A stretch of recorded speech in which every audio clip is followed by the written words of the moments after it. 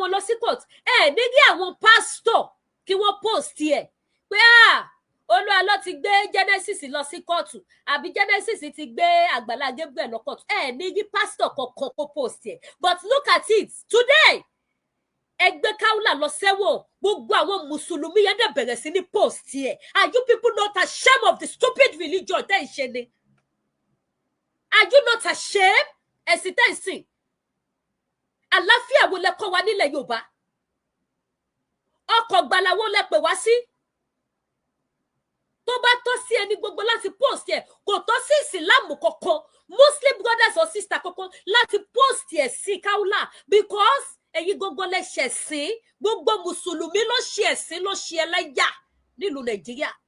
tí president yìí gan bá jẹ́ Christian mùsùlùmí president Bola Ahmed Tinubu òun náà ṣe ẹ̀sìn gbogbo àwọn tó jẹ́ mùsùlùmí ní ìlú Nàìjíríà ni wọ́n ṣe ẹ̀sìn láti gbé Kaula lọ sí court láti sọ sẹ́wọ̀n gbogbo yìí lẹ ṣẹ̀sìn tẹ́bàárẹ̀ ni sòótọ́ fún yín èmi á sọ fún yín tó bá dọ̀la kẹ́ máa fìwé òkè kúra wá mi kì í yẹn ológi kórì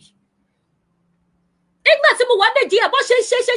nìyẹn ẹ̀ẹ̀mejì òtútù làwọn mùsùlùmí ti make attempt láti arrest mi lọ sókè kúra orí ló kó mi yọ ẹ̀ẹ̀mejì òtútù ni wọ́n ti gbé ìgbésẹ̀ yẹn ló ti fẹ́ gbé mi lọ sókè kúra kí lè fẹ́ gbà ń bẹ̀ nínú ìran ọmọlàkejì yín lẹ́wọ̀n ṣé wọ́n jẹ́bi tó ti ń ṣeré ni ẹ̀wọ̀n tó yẹ pé wàá wọbẹ̀ tọ́bọ̀ wàá máa tọrọ ikú kábíyèsí Elédùmarè ẹ tún mú mi rántí July 1st wàá máa tọrọ ikú tó bá wọlé sí ọgbà ẹ̀wọ̀n wàá tọrọ ikú kò sí bó ṣe lè sọ wípé ó jẹ́ regular customer ọgbà ẹ̀wọ̀n tó ìjọ tó bá tún débẹ̀ báyìí ìbànújẹ́ máa gorí ẹ̀mí ẹ ara ẹ máa change ìwà rírì máa mú ẹ jìnnìjìnnì máa bù ẹ ọgbà ẹ̀wọ̀n bóyá ti DSS ló dé yàtọ̀ kò yé mi o tó fi jẹ́ wípé kẹsọra yìí sẹ́wọ̀n ló máa ń ṣe yín tó bá ṣeéṣe fún àwọn mùsùlùmí ni ẹni tó wà ní Mẹ́kà wọ́n rẹ́dí àti lọ gbé kọ́ wá sọ sẹ́wọ̀n àbí kì í ṣe ẹ̀rọ ayélujára yìí náà ni ẹni bọ̀ láti Mẹ́kà ibi tẹ́ pè nílẹ̀ mímọ́ táwọn kan bá dé jáde sí tó bá ń sọ̀rọ̀ àlùfàṣà sílùú Mọ́kà ẹ bọ ẹ wulẹ̀ ẹ gbà pẹ̀rẹ̀ wọ̀ ẹ mọ jàgídíjàgorí burúkú yìí tẹ wáyé wájà ẹ bẹ̀rẹ̀ sí níjà pé Mọ́kà yìí ilẹ̀ mímọ́ ni ilẹ̀ Jésù ilẹ̀ ànábì ìlú kíní kan àdúrà gbà ẹni lọ Mọ́kà tó ń bọ̀ àti airport ló ti gbé sọ sẹ́wọ̀n Kaula kó ọ̀pọ̀lọpọ̀ èèyàn ló jèrè ọkọ̀ owó lọ síbi tẹ pé nílé àṣẹ yín ilé àdúrà lọ bá ànábì àbánábì yóò sí Mọ́kà mọ́ ni ó kó ọ̀pọ̀lọpọ̀ ló dé ẹ̀dẹ̀ frustrate bàbá Akéwùgbà Gold kì í ṣe Kaula ló jẹ́ ló wu ìwà kì í ṣe ìwà tí Kaula wù lè ṣe sọ ní bàbá Akéwùgbà Gold ṣe sọ sẹ́wọ̀n ẹ̀yin kan lẹ sá sábẹ́ bàbá Akéwùgbà Gold àwọn kan ni wọ́n sá sí abẹ́ bàbá yẹn pé ó gbọ́dọ̀ gbà ẹ má gbà fún o àwọn kan lọ sá sí abẹ́ bàbá yẹn ó wá ṣe mí láàánú bàbá Akéwùgbà Gold wípé ẹ̀dẹ̀ gbà kí wọ́n lóyìn bí irinṣẹ́ burúkú nínú Islam ṣẹ̀bẹ́nu yín lẹ fi sọ̀rọ̀ bíbà wípé ẹ̀rẹ́dì àti rányàn lọ sẹ́wọ̀n mo mọ̀ pé jọ́tà Akéwùgbà Gold ṣe fídíò yìí ìlọ́tọ̀ fáwọn ẹni bíi tí ń gbé nínú Islam wá pé Akéwùgbà Gold jọ yẹ pé ẹ ní wọ́n ta ní lẹ́wọ̀n ó máa dẹ́wọ̀n ẹ má gbé yẹn wá o ẹ má ṣe yẹn o ẹ má ṣe gbá o àṣírí wo lẹjọ nílówó ara yín tí wọ́n fi lè tìyín lọ ti Kaula sẹ́wọ̀n tí wọ́n dẹ̀ ń ṣe fídíò ẹ̀ tó dẹ̀ ń sọ sórí social media wọ́n dẹ̀ ń ya fọ́tò bá ṣe ń jù sẹ́wọ̀n ṣé ìjọba náà ló authorize wọn wípé ó yá ẹ bẹ̀rẹ̀ sí ní ṣe fídíò ẹ máa pín kiri kí gbogbo ayé mọ̀ wípé ó ti lọ ṣẹ̀wọ̀n ibi tẹ́ máa ti mọ̀ wípé ó ti pẹ́ tó ti fẹ́ bring woman down nìyẹn woman kò jẹ́ ọlọ́rọ̀ àbètí dídì ni tí ò fura sọ́rọ̀ ara ẹ̀ she will have just mind her lane among them she will have mind her lane kò yẹ ká lẹ́jà Kaula kọ́gọ́ọ̀mù àbí ọlẹ́ṣẹ̀ pé kò yẹ kí woman gold pẹ̀lẹ́ anybody yín ó yẹ kó mind lane yẹn ká lẹ́jà Kaula ti rí wípé àárín ọ̀tá lòun wà ìjọba wo ló authorize yín kó yá wọ́n ṣe mú lọ sẹ́wọ̀n pẹ̀lú àkọ́pù lọ́wọ́ yìí ó yẹ máa ya fọ́tò ẹ̀ máa sọ síta mo rántí gbà táwọn DSS mú wa tí ó bá ń ṣe wípé ó jẹ́ federal case ni they will not allow anybody to do the video àwọn tó fẹ́ súnmọ́ wa gan wọ́n sọ fún wọn ní pẹ̀lú ìbọn kílẹ̀ tẹ̀ tí rójú olóró wọn sí kílẹ̀ tí yẹn nù bọ́ wọn sí àwọn èèyàn ń ta kété fí fídíò wa lọ́ọ̀kan ni nobody tó ní access àti move closer to us federal case nìyẹn náà ká má wá sọ case to case individual tẹ wá fi hàn láwọn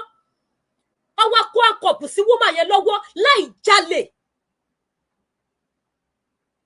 gbogbo ẹ̀yin tẹ jókòó sí ìdí ìkà yẹn tẹ sá sí abẹ́ Alhaji Akeugba Gold láti ṣe ìkà yẹn nítorí ẹ fẹ́ bring Kaula down Ọlọ́run á sọ fún yín gẹ́gẹ́ bí èrò ọkàn yín gbogbo ẹ̀yin tẹ sá sí woman yẹn náà tó fi ṣiṣẹ́ lọ́dọ̀ Akeugba Gold torí lẹ́yìn Akeugba Gold kò sí ìyálà ìyá anybody nínú yín tó tún lè mú woman gbogbo ẹ̀yin tẹ wá dúró tẹ ṣèbàjẹ́ tẹ sá sí tẹ sáyà orí burúkú yín ẹ̀yin ológun sọnù tẹ sá sí woman tó fi ṣiṣẹ́ lọ́dọ̀ Akeugba Gold tó fi débi tó dé Ọlọ́run á sọ fún yín gẹ́gẹ́ bí ìwà yín nítorí pé kí ni ìjà tó ṣẹlẹ̀ láàrin Akeugba Gold àti Alhaja Kaula kì í ṣe ojú lásán àwọn méjèèjì ò sì fura wọn ò fura ìjà yẹn ti pọ̀ jù lórí kí ni ṣé wọ́n ṣe ìyára wọn lówó ni tó bá kọlẹ̀ dẹ́dẹ́dẹ́dẹ́dẹ́ fún Kaula tán Akeugba Gold máa gbé ṣ'Akeugba Gold yẹn ló wá yẹ kó wọn lẹ́wọ̀n tẹ wá ń ya fídíò ọmọbìnrin yẹn pẹ̀lú àkọ́pù lọ́wọ́ tẹ́ ẹ̀ sọ sí gbogbo ayé káwọn ayé máa wò ó kọ́ máa wọ ẹlẹ́yà ẹ̀ tí wúmọ̀ ẹ̀ tó fi wọnú sẹ́ẹ̀lì lọ Akeugba Gold ẹ̀yin gan ẹ ti ṣe kọjá òfin sà wúmọ̀ yẹn wọnú sẹ́ẹ̀lì lọ́bẹ̀ wọ́n dẹ̀ snap ẹ̀ ṣe bí píṣọ̀ bó ṣe wọ sẹ́ẹ̀lì ni ó wà bí náà máa fi wọ̀nyí ó wà lórí social media wọ́n post ẹ̀ káàkiri ni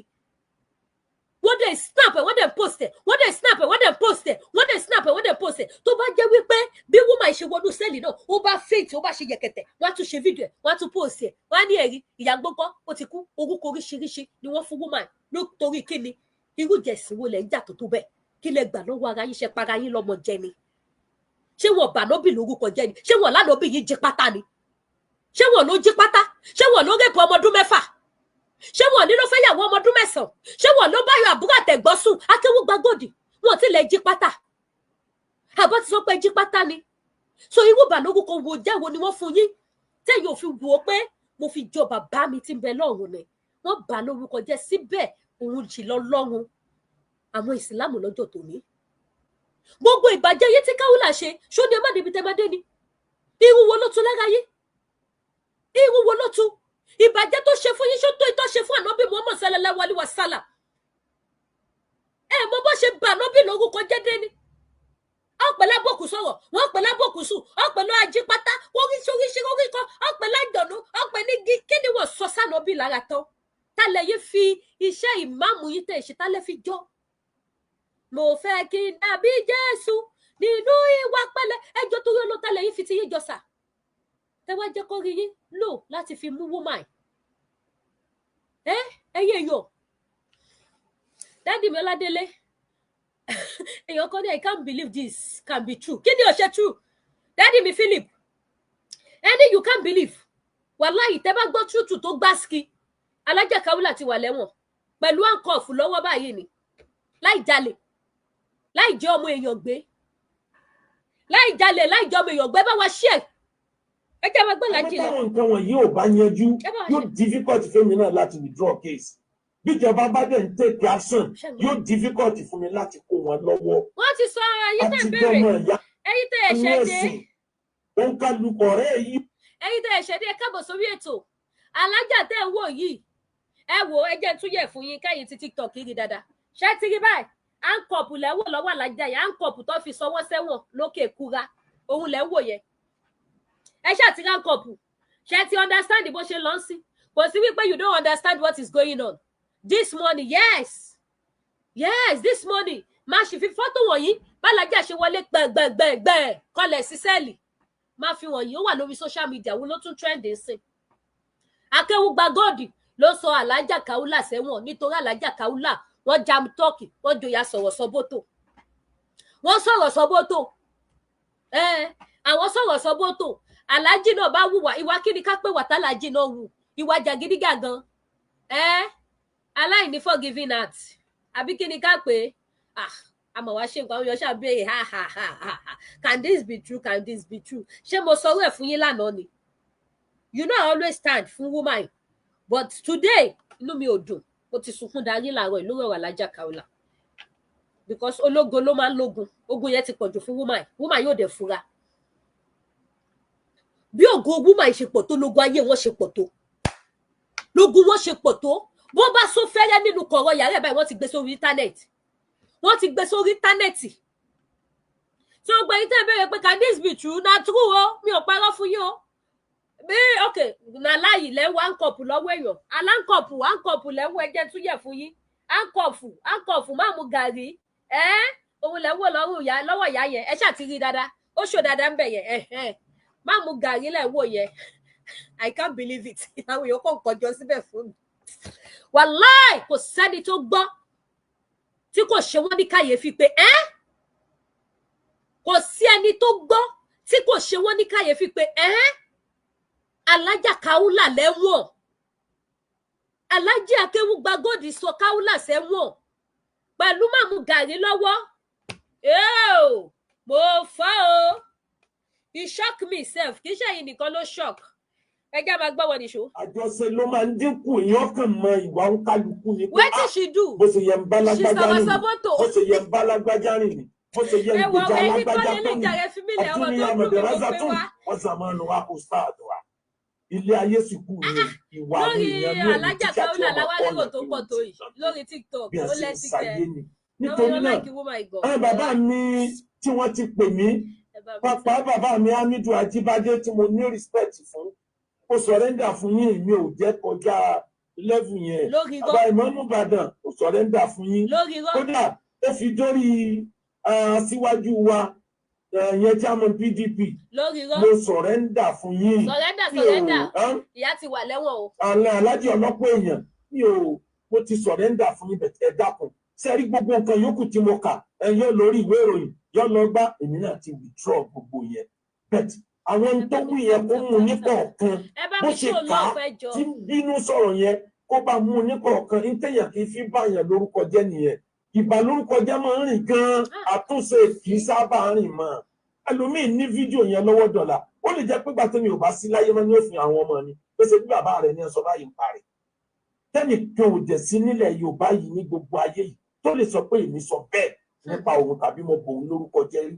kò rí bẹ́ẹ̀ rí èmi náà dìtà mí pé ń fẹ́ nìkan jófin ni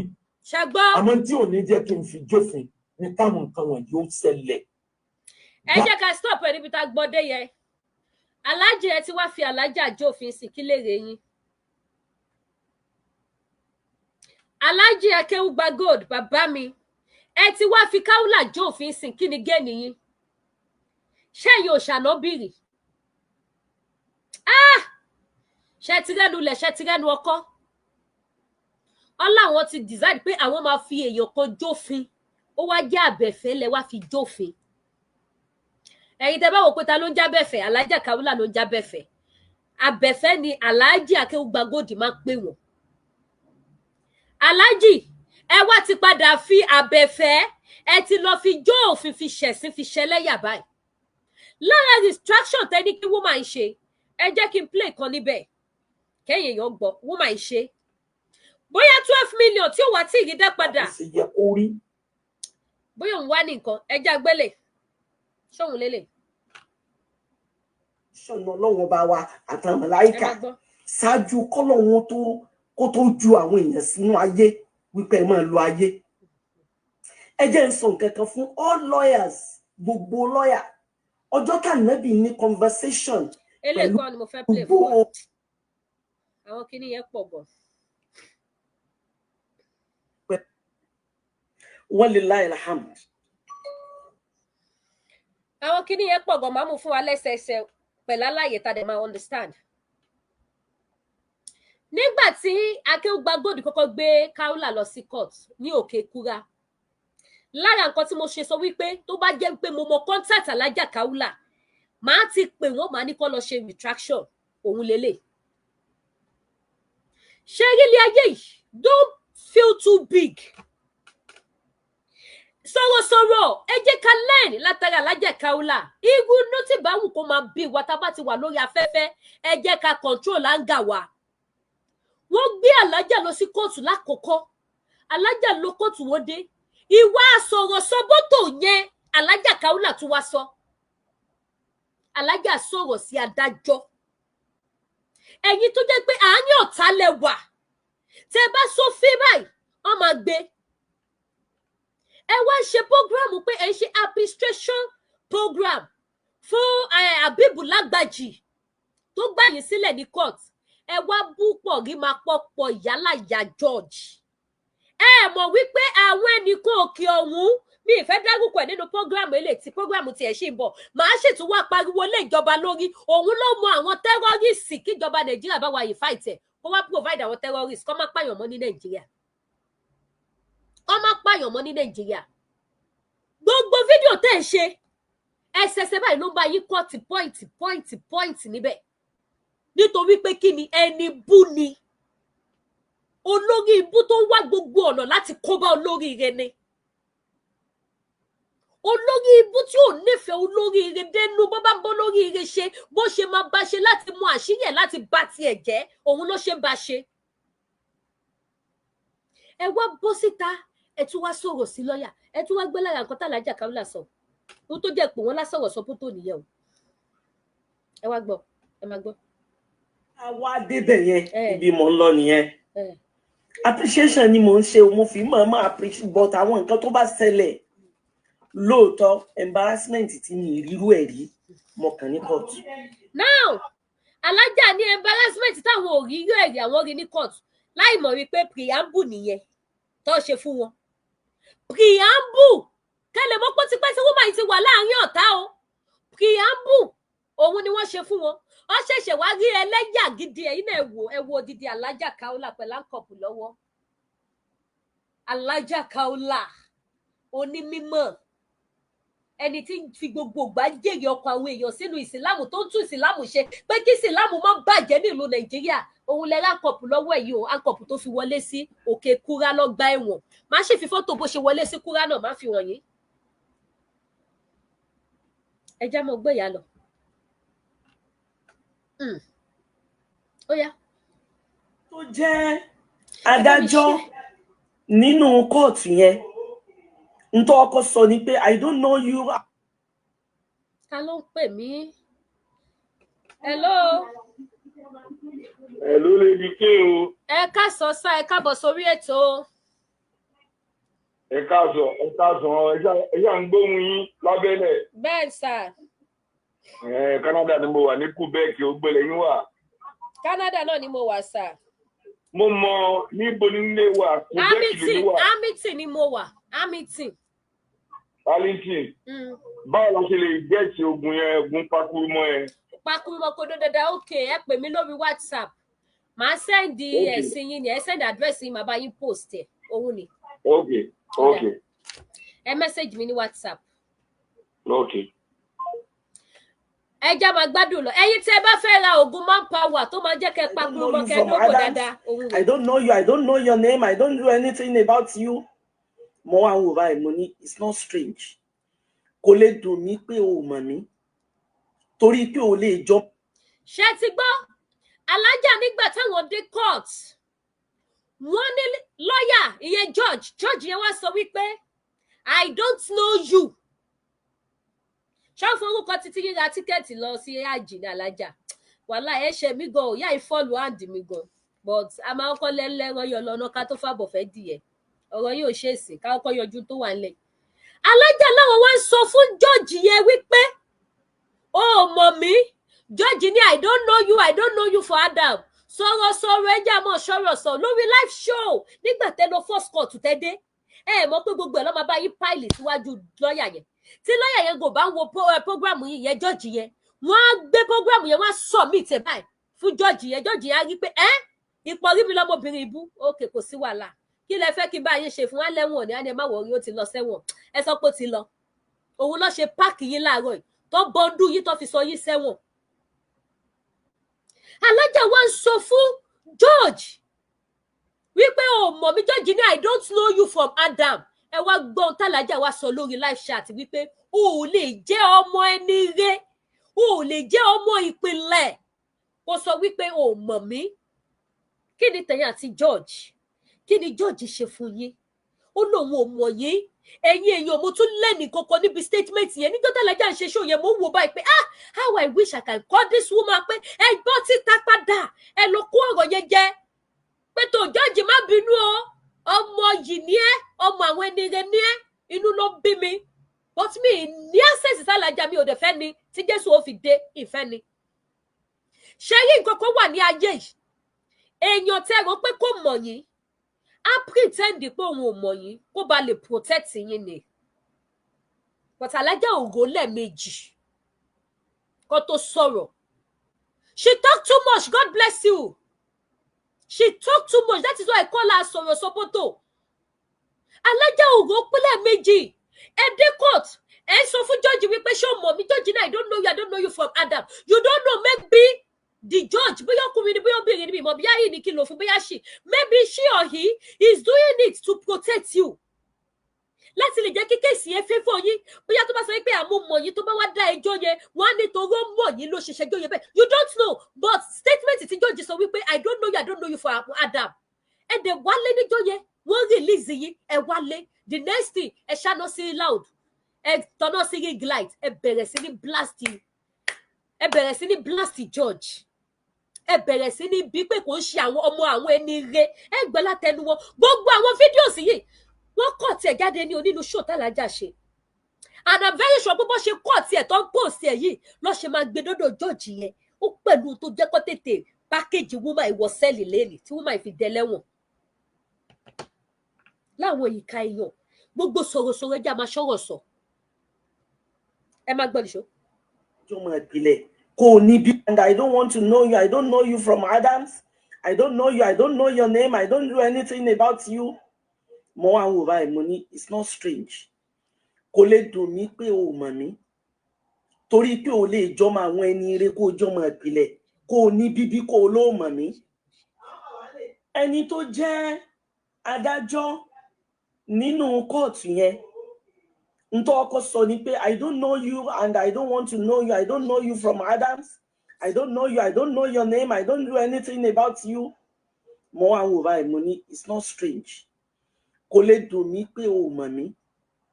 torí pé o lè jọmọ